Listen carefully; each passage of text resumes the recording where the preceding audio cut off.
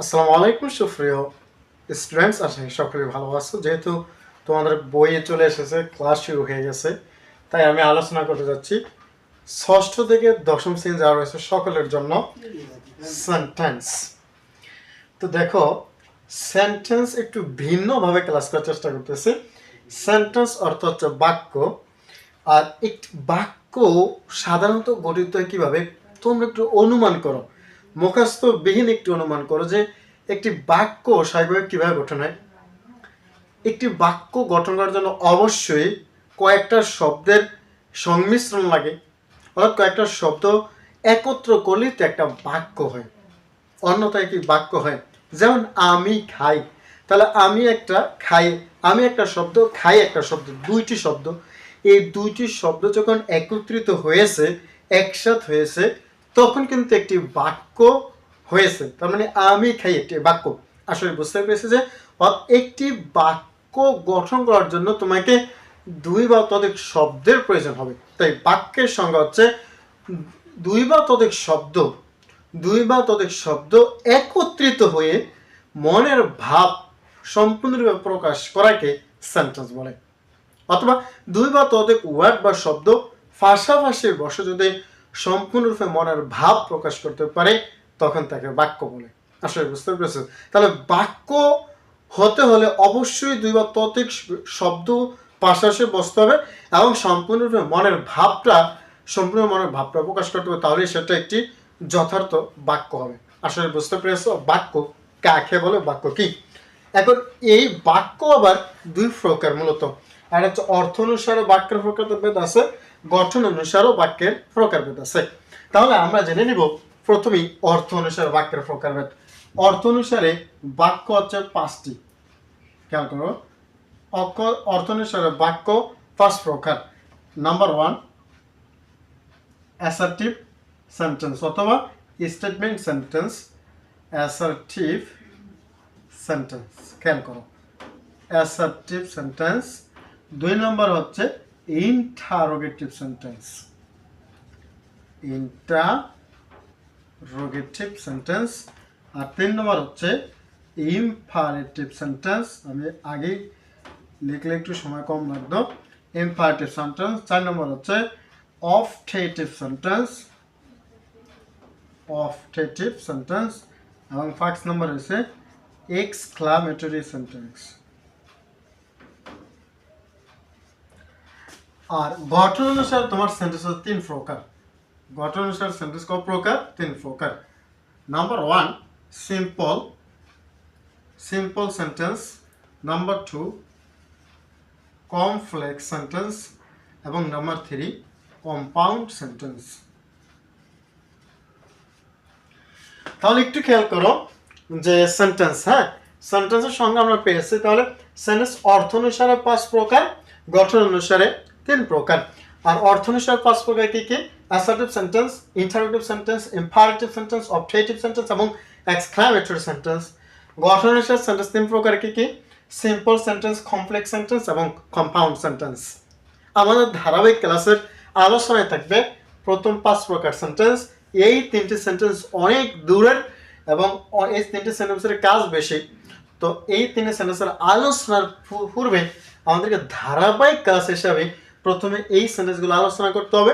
তবে গ্রামাটিক্যাল আরও কিছু বিষয় জানার পর এই 3টি সেন্টেন্স আলোচনা করতে হবে।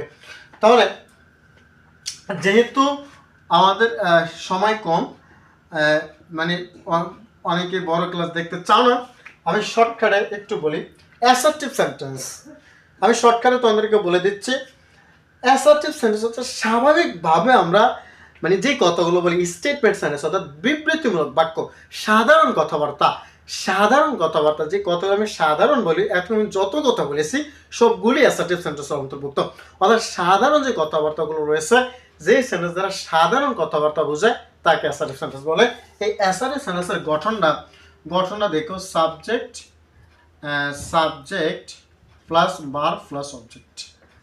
এটা হচ্ছে তোমার অ্যাসার্টিভ সেন্টেন্সের গঠন। তাহলে অ্যাসার্টিভ সেন্টেন্স দ্বারা বোঝায় সাধারণ কথাবার্তা, বিবৃতিমূলক বাক্য। আসলে বুঝতে পেরেছো যে সেন্টেন্সটা আমরা দেখলে চিনবো, প্রথমে সাবজেক্ট, ভার্ব, পরে থাকবে অবজেক্ট। অবজেক্ট আরো বড় হতে পারে, এক্সটেনশন থাকতে পারে, তাহলে সাবজেক্ট ভার্ব থাকবে। ইন্টারোগেটিভ সেন্টেন্সটা, ইন্টারোগেটিভ মানে কোনো কিছু জানতে চাওয়া, জিজ্ঞেস করা, অর্থাৎ যেই বাক্য দ্বারা, যে কথার দ্বারা কোনো কিছু জানতে চাওয়া হয় সেটাকে বলা হয় ইন্টারোগেটিভ সেন্টেন্স।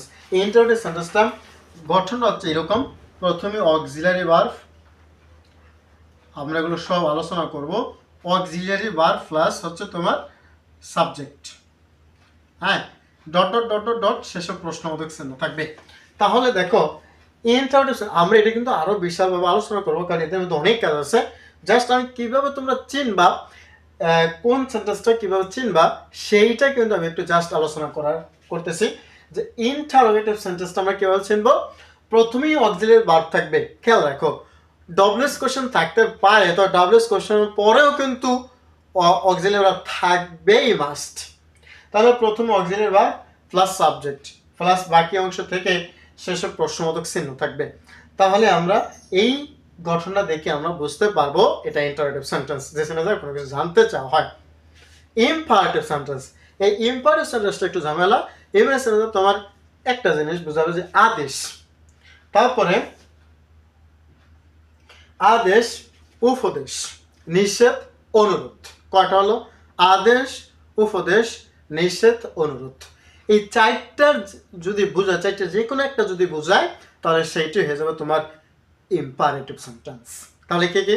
আদেশ, উপদেশ, অনুরোধ, নিষেধ, আদেশ, উপদেশ, অনুরোধ, নিষেধ, এই চারটা যদি বোঝায় তাহলে সেটাই হয়ে যাবে তোমার ইম্পারেটিভ সেন্টেন্স।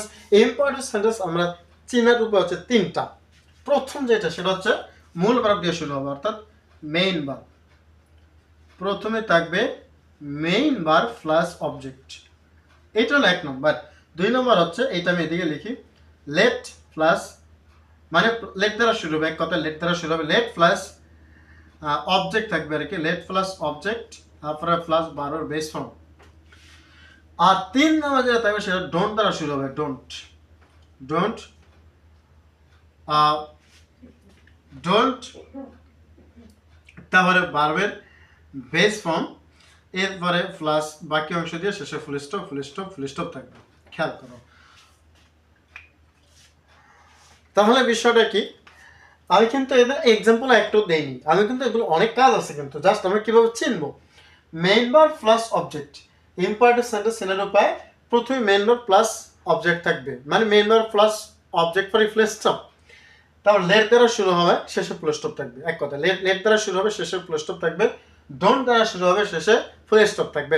তাহলেই হয়ে যাবে এগুলি ইম্পারেটিভ সেন্টেন্স। আশা করি বুঝতে পারছি ইম্পারেটিভ সেন্টেন্সগুলো কিভাবে আমরা চিনব।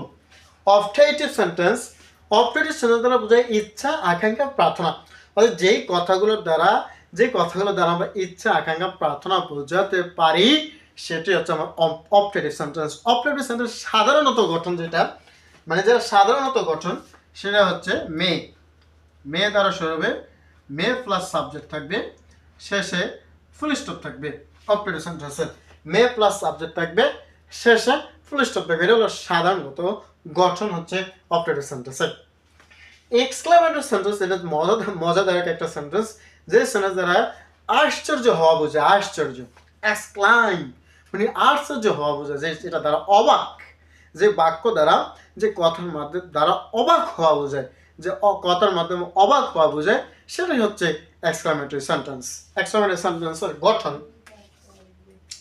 এক্সক্লেমেটরি সেন্টেন্সের গঠন কয়েক প্রকার, মানে যেটা সিম্পল সেটা হচ্ছে হোয়াট বা হাউ, হোয়াট বা হাউ থাকবে, প্লাস অ্যাডজেক্টিভ, প্লাস অ্যাডজেক্টিভ, তারপর প্লাস সাবজেক্ট, তারপরে শেষে থাকবে ভার্ব, এবং সবার শেষে একটা এক্সক্লামেশন চিহ্ন থাকবে, অর্থাৎ আশ্চর্যবোধক একটা চিহ্ন থাকবে। এটা হচ্ছে সাধারণত এটা দিলে এক্সক্লামেশন। এছাড়াও শর্টকাট কিছু রয়েছে, আলাস, হাই, এরকম আছে না, তার হুরে ইত্যাদি ইত্যাদি। তো সেগুলো তো আর সেন্টেন্স না, সেটা একটা মানে কোন মনে একটা ভাব প্রকাশের শর্টকাট যে বিষয়, সেটা ফুল সেন্টেন্স যেভাবে গঠন হবে সেটা হচ্ছে হোয়াট বা হাউ প্লাস অ্যাডজেক্টিভ, হোয়াট বা how plus adjective plus subject plus verb, সবার শেষে একটা এক্সক্লেমেশন চিহ্ন থাকবে। আর এই গঠন দেখলে আমরা বুঝতে পারবো এটি এক্সক্লেমেটরি সেন্টেন্স। আশা করি এই যে অর্থ অনুসারে 5টি সেন্টেন্স রয়েছে, এই ফার্স্টের সেন্টেন্স কাকে বলে এবং সেন্টেন্সটা আমরা দেখলে কিভাবে চিনবো সেই বিষয়টা তোমরা বুঝতে পেরেছো। এটা আমরা আলোচনা করব না, গঠন অনুসারে আলোচনা অনেক পরে। এইখানে আমাদের যে এখনো কাজগুলো রয়েছে সেই কাজগুলো আমরা শেষ করে আমরা ধাপ বাই ধাপ চলে যাব।